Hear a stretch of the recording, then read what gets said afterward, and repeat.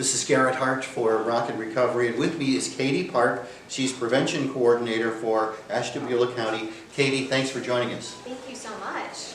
Well, let's talk about your role as Prevention Coordinator.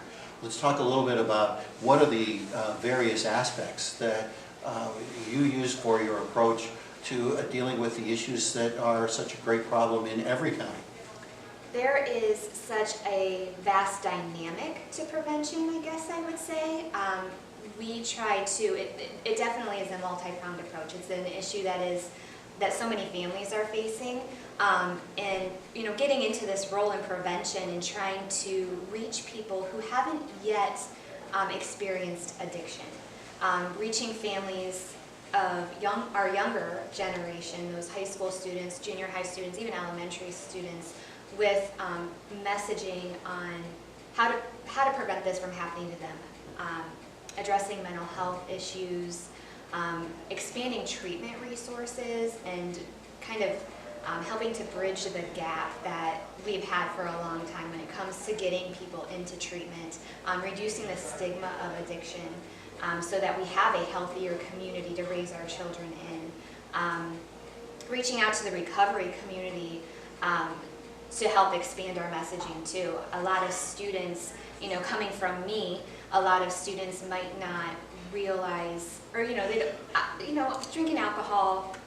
A lot of parents think, oh, I did that, my kid will be fine. It's not a huge deal. At least they're not doing other things. And so I think that hearing the message from a recovery community on how any use, how that substance use in their adolescent years started is really important, because you hear youth are hearing the story that they might be hearing their own story, and they're not realizing that the path that they're on could be detrimental to themselves and their family members and their friends. So I would say every prong that you can possibly have around education and awareness and building assets in our youth. Trying to give them pro-social activities, and just kind of giving them the information that they need to succeed, as well as their families. Let's talk a second about stigma. I think that one of the most important aspects is that there are so many people have so little awareness of what the difficulties are with drinking and drugging in our communities with our young people. What's one of the tactics that you use to help remove stigma? So, in talking about this, you remind me of a story. I have a friend who is on village council in the town that I live in, and we currently have one sober living house in our community, and they're working on another one, and there was a lot of issues with that. There's been no issue with the current sober living house, but in expanding that and adding an additional sober living house, there was kind of a little bit of an uproar. And so with the village council and all of that, you know, one day she asked me, what are your thoughts on this additional sober living house? And I felt that fire like inside of me, like this conversation is gonna go one of two ways, and I'm prepared for it to go the way I don't want it to go. So I just, out of my mouth, out of nowhere, I just said, if you're not part of the solution, then you're part of the problem. And she responded, I agree with you. And I was a little taken aback because that was not what I was expecting. And she said, before our last council meeting, I probably would not have agreed with you. And we had people from the community come in and protest, you know, why they don't think that this is necessary, the location of this building, and all that kind of stuff. So, you know, there's families who are saying, I live across the street from this house, I allow my kids to play outside, I'm not going to feel safe if they're playing outside now, all of that. And then they had people in the recovery community there that were kind of saying, listen, that was a life that I lived at one point, and I don't want to go back to that. I have changed my ways. I need the support of this housing, but that's not who I am anymore. I'm giving back. I'm wanting to be a part of my community. I want to do good things.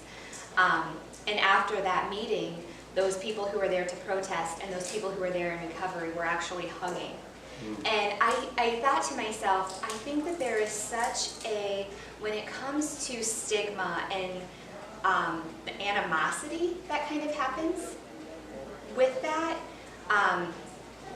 I think we need that. you know, when you see the stigma, it's annoying, and you want it to just go away, and you want people to have good thoughts about those people who are in recovery, and we need to have those thoughts. But I thought, what an awesome opportunity at that council meeting to change the hearts and minds of those people who were against that sober living house, who had a negative outlook on those people who are in recovery.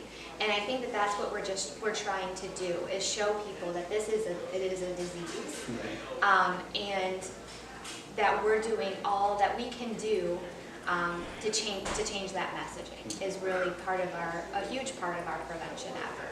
Well, and helping people to really develop their own sense of compassion about people living in their community who are dealing with disease, who are looking for a way to improve their lives and really need to be accepted back into the community. Absolutely. I think that, you know, when it comes to stigma, and people in recovery at the beginning are just kind of broken down, and that doesn't do any good for any of us. We need to make sure that we have, I guess we need to change our thinking about who these people are. I think that so many people in the recovery community are coming back to do good things. They're contacting me as part of the Prevention Coalition saying, anytime you need me for a speaking engagement, please let me know. I have teachers and principals, school employees that are contacting these things. Do you have anybody who can come speak to my students? I need somebody to come for the whole entire day, talk to every single class I have about their experience, how this happened to them, what changed their life, how they got out of that path, off that path, and what they're doing now. And I think that is, you know, we're finally seeing that. For a long time, I think there was a lot of, with the stigma, there was a lot of schools who, you know, we can't do that. Our parents would be upset. But now that it's affecting so many people, we have students coming up to us afterwards saying, thank you so much for doing this. Thank you so much for bringing them here because my uncle just died last week. So I think so many students understand the importance of this, but also reminding them that this could happen to anybody. It doesn't discriminate whatsoever, including that messaging in all that we do with prevention. Well, and there was a time when opioid overdoses weren't even mentioned. Or it's still the case if you look at the obituaries in the paper, died suddenly or passed away unexpectedly. Those phrases are still in there. But the issues around opioids, addiction, and death are now reaching into every community. There was a time when there were aspects of our community that could just say, "Oh, that's not my problem," or "Well, that only happens over there," or "Isn't that awful that happened?" And now there's a real awareness of the danger to the people that we know and love and interact with every day, that they could have an issue that they're going to need a lot of help. And I think that message is coming, it's new every day. People are realizing every day that they have a loved one that they may have never realized before that was suffering with these issues, that was on the path to a substance use disorder or was living with a substance use disorder. We hear stories of people who are in recovery that were very successful, that were traveling the world. I have a friend who traveled all over the world for his career. And every day he was functioning while using with a substance use disorder. So we don't know. It could be anybody in our everyday lives that we have absolutely no idea who this is impacting. So it's so important for every single one of us to be educated on this issue, because you never know really when it's going to happen to you in your life and the people around you. And as far as your vocation is concerned, in this role as a prevention coordinator, talk a little bit about your background. How did you come to this place of awareness of the need and the real passion that you have to make sure that there's help for folks that are in recovery? Absolutely. So previous to this job, I was a probation officer for 7 years. I was a probation at the misdemeanor level. And every day, any given day, I had a caseload of about 250 to 300 people that I monitored in Ashtabula County. And the last couple years at that job were really getting to me. I was young to begin with. I was, you know, as a young probation officer, didn't have a ton of wisdom to begin with, if I'm being honest, but family members were calling me every day saying, you need to do something with them. You need to do something with this person in my family who's on probation with you, because if you don't do something, they're going to die. I was dealing with a jail that wasn't taking anybody, and treatment at that time, there were a lot of barriers. And so every day I would leave my job thinking that I am a failure. I am doing everybody that is on my caseload, every probationer that I have, disjustice. I feel like I'm hurting them more than anything because I cannot provide them with the resources that they need. And meanwhile, I feel like I'm being manipulated. And it was just one of those things where it became a huge struggle for me. So I was a county employee at that time. I still am. But we received email notifications for any job postings that were within Ashtabula County, or Ashtabula County jobs, and our local mental health and recovery services board had posted this prevention coordinator job. And I thought, just like everybody else, what is that? Nobody knows what that is, you know. And so I kind of put it on the back burner.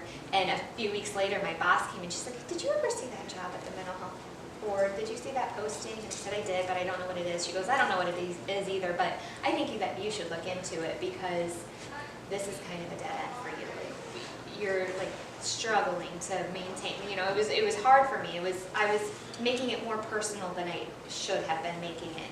Well, just let me stop you right there. That is such a challenge for therapists and probation officers and people that are looking to provide services to the community, that there's a real burn factor with the fact that there is so much tragedy and it's so overwhelming that you feel like you're shoveling sand against the ocean. That burn factor has a real dramatic impact on how services can continue to be provided in a community. You were able to take advantage of that opportunity. So let's talk about how the prevention coordinator position came to you. So I applied for the position, and somehow I got it, which it was scary. Instead of trying to save people, quote unquote, I can actually try to prevent this from happening to begin with. And it doesn't always work out that way. I mean, prevention, it was equally as difficult to try to get parents and students on board with the prevention messaging, because nobody ever thinks that that's going to happen to them. They don't think that they're ever going to be under that umbrella of, you know, everybody thinks that they're resilient. Right. We think that way about everything. I think nobody thinks that they're going to get cancer or going to be in a car accident, and, you know, nobody thinks that anything bad is going to happen to them, that we're invincible. And so it was actually with That's the younger you are, the more you feel that way. The older you get, the more aware you are of just what vulnerabilities exist out there. But the fact is, so many young people think that they can drink or they can use, and it's really not going to have an effect, and it's fun and it's good and everyone's doing it, it's all cool. But that reality that comes all so quickly is that people are being damaged. Absolutely, and I think that even a lot of parents think that you know, they drank in high school and they turned out fine, so my student's not a huge deal. It's not that I want them to drink, but it's not that big of a deal. It's kind of the thought process that a lot of parents have. And so really, to hone in on the importance of the recovery community and prevention, those messages, the stories that they have to tell about their, you know, yeah, I was the homecoming king and I drank in high school, I was a star athlete of the football team. But eventually, that use, even though I didn't think it was a big deal at the time, led me down a path, and that I now regret having to go down. So I think that is like a huge part of what we do for prevention. I think that in my role, it definitely has expanded since I first started, but I think that the people in recovery that I had to kind of back me, or that I could help back them, I guess is how I should say it, and get them out in front of the crowd telling their story, because that is how we're learning. And I think it has made a huge difference. and putting a face on addiction, on substance use disorder, on alcoholism, on other addictive behaviors, helps to humanize and make people just more accepting of the fact that it is a problem and it can be solved and it's okay to try to work on a solution. And it also gives a message of hope for those people who are currently, who have a loved one who has an active substance use disorder, I think, too. Right. Well, the events that are going on in Ashtabula County, as well as your daily work, what is the focus? What aspects of the community do you feel that are in need of most attention to get prevention messages to and to support a healthy understanding of what addiction is, what it's doing to our community, and how we can change that? It's an absolutely loaded question because there are so many things that we need to be focusing on. We need to address the mental health stigma, and addressing mental health at a young age. I think that that's something that we kind of try to turn a blind eye to because we might not know a lot about that, or there's a stigma that comes with that, and we need to really be breaking that down. We need to be teaching our young people how to be resilient and self-regulate and make better choices.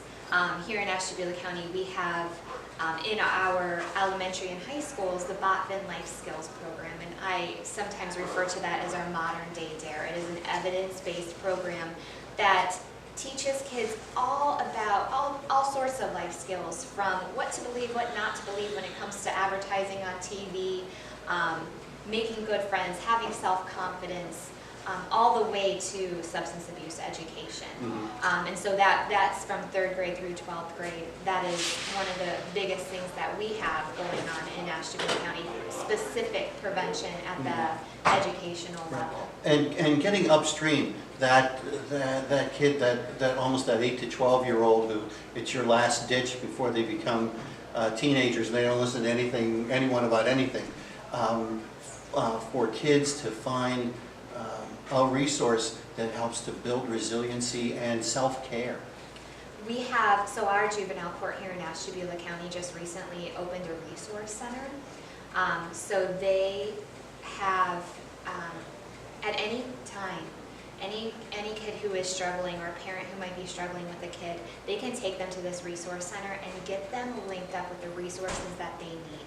They have all sorts of evidence-based groups that are forming for these young people, such as Girls Circle, which is just a group of girls. So they just work on everyday life skills, everything that they might need to help them get through everyday life. But it is an evidence-based prevention programming, and we're really trying to, I know that that's like kind of a boring thing to talk about, is this evidence-based efforts, but this is where we need to be.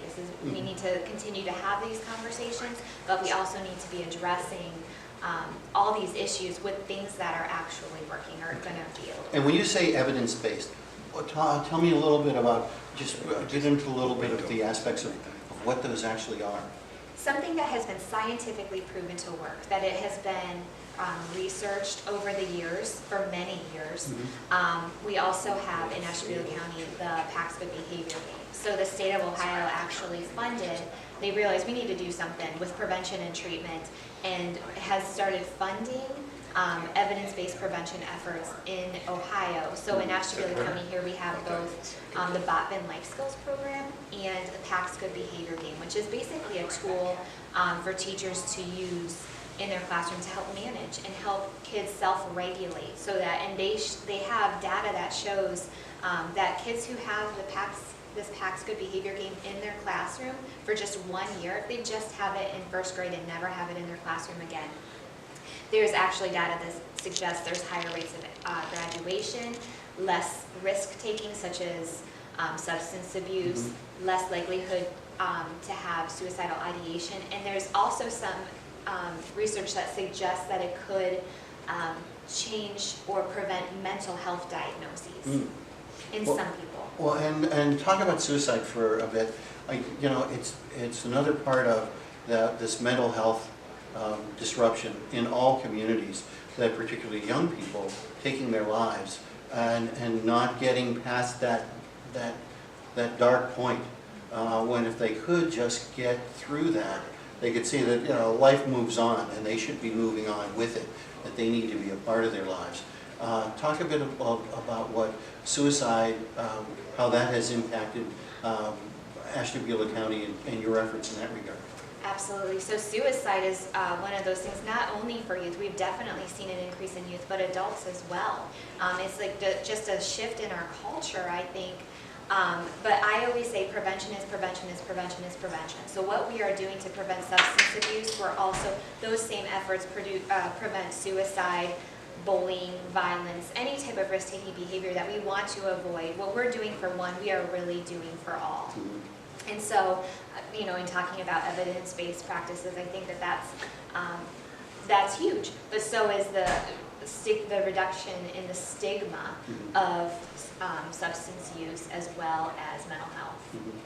We didn't realize it was happening as it was happening, but I definitely think that we are taking the steps necessary to kind of turn this around. And it's not going to happen overnight, but I do see light at the end of the tunnel. You see people in recovery, new people in recovery every day.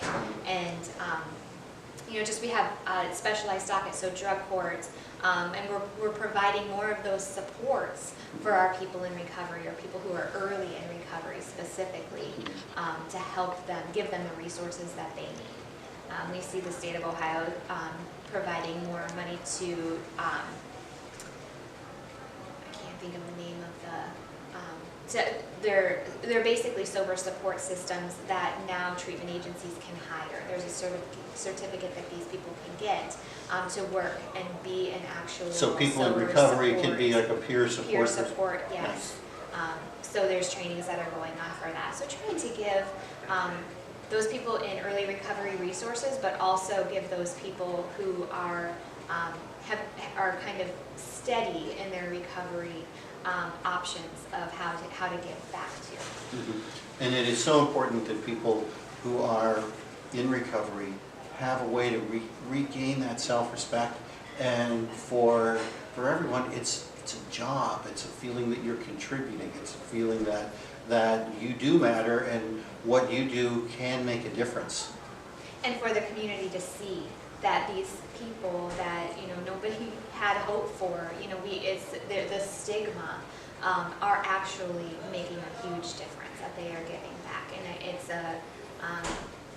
it makes it a good stage for them to be able to, for the general community to see how good these people in recovery are doing and the good things that they're doing for the community as well. Kaitie Park, Prevention Coordinator for Ashtabula County, thank you for your contribution and the work that you're doing to change minds in the community. Thank you so much for this opportunity.